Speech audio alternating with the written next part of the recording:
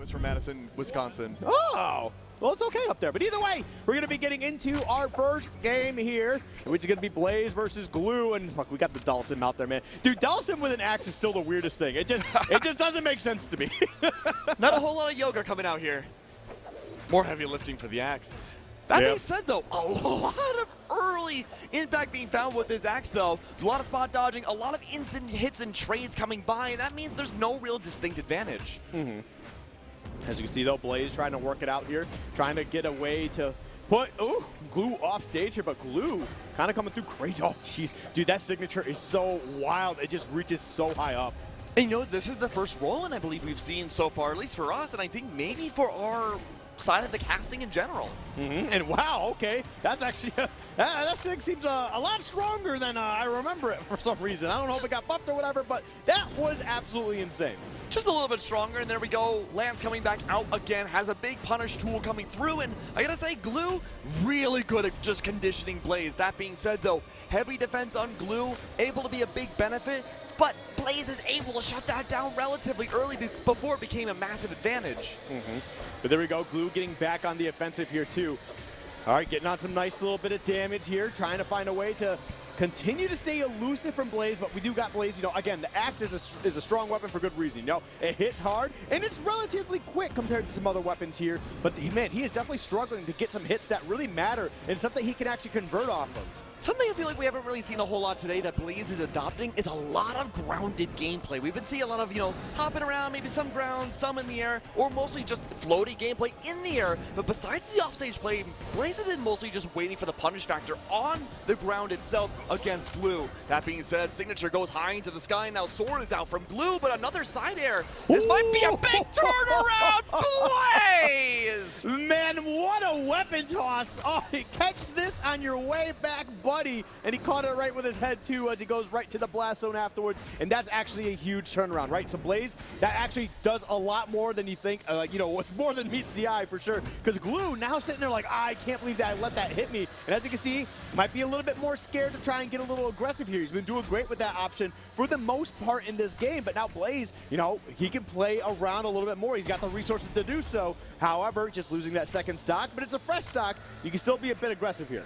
And Blaze was able to maintain that second stock for the longest time. Remember, Blaze was the first one to lose a stock this match. And so in that time, Blaze not only took a stock off of Glue, they took 2 stocks off in that time and took a lead. Now that lead could turn back around in Glue's favor, does have the defensive advantage, does have the control of the stage at the moment that Sword has found so much more impact. But Deep Red now, no ledge guard to really work with. Blaze does have to relegate the ledge guard away, does find the gravity cancel going through, but no ground pound, keeping Glue on his toes, able to keep the match alive.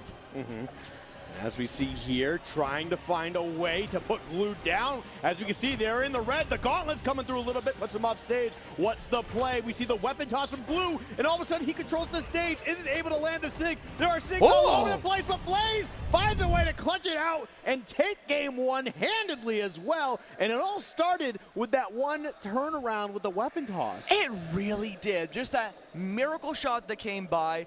I don't want to disagree with you, but I'm almost inclined to say it wasn't a handed match, because for the longest time, Glue has gone toe-to-toe with Blaze in this one game that we've seen. But if that's any indicator of how this set's going to go, we're immediately jumping to map number 2. I'm super excited to see if there's going to be an adjustment with that Sword play. If Glue forgets the Lance for a while and just goes straight to Sword and optimizes on that against Blaze, this could go to game 3.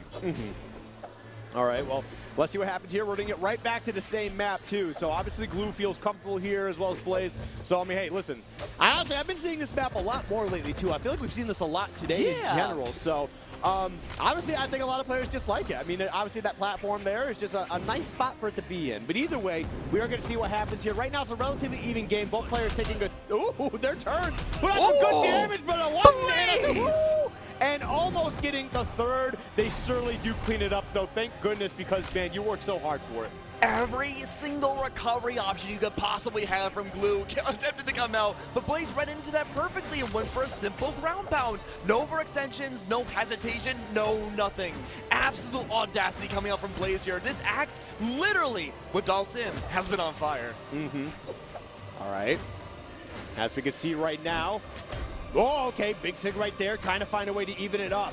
But Blaze certainly taking their time. They want to make sure that they can capitalize on this lead that they have and just try to put on as much damage as possible. So far, it's looking good. Oh, geez, thank God Glue was able to find that recovery because they were in a terrible spot. I don't know if that recovery is going to help out too much. Everywhere that Glue goes, Blaze is there, whether it be a nair or a dare or any sort of air, just shutting Glue's movement down completely. As far as I can tell, everything that Glue's attempting to bring out is just instantaneously punished. Blaze might have the best movement we've seen today. No, Blaze is definitely woken up. Like that game one was relatively even between the two of them, but right here, we're definitely seeing why Blaze is among the best of the best, and it's because of the way that they're shutting down Glue's movement, the way they're putting down the pressure, forcing them into these really tough scenarios, especially off stage, where they're able to just really capitalize on these, you know, because you never want to be underneath them, and he's just closing it down. Like we saw that double sig off stage not too long ago, and now he's trying to take him off the top, bro. A weapon starve in the air, conditioning Glue so much that there's no comfortable place you can go anymore. That being said though, a bit of a turnaround, but of course as I say that off stage again, Blaze doesn't go for what seems like the obvious choice of a ground pound, knowing it will be punished. Glue has to play slow. Blaze has so much of an advantage here in game number 2. Just pummeling, punishing Glue any which way. The recovery doesn't connect. Instead, an instant punish from Blaze, all down to that chip damage. Knowing that a simple signature is gonna close it down in Blaze, making game number 1 look almost like a fluke, even though he won it. Yeah, dude, Yoga Fire coming out there, really putting the hurt down, closing out the stock. Yeah, Blaze definitely took that to another level and really showed Glue, hey, this is what I'm all about, man. Look at that, almost even across the board. That, dude, that weapon toss was so clean. And honestly, Glue was just doing so well, and I think really that weapon toss not just turned that game around, but it could have been the whole set too. It really gave Blaze all that momentum he needed to close it out like he just did here. I think you're completely right. I mean, yeah, Glue was able to go toe-to-toe through the entirety of both of those games, but yeah, I think that was definitely that kind of marker, that setting stone that really indicated to us, yeah, Blaze is back.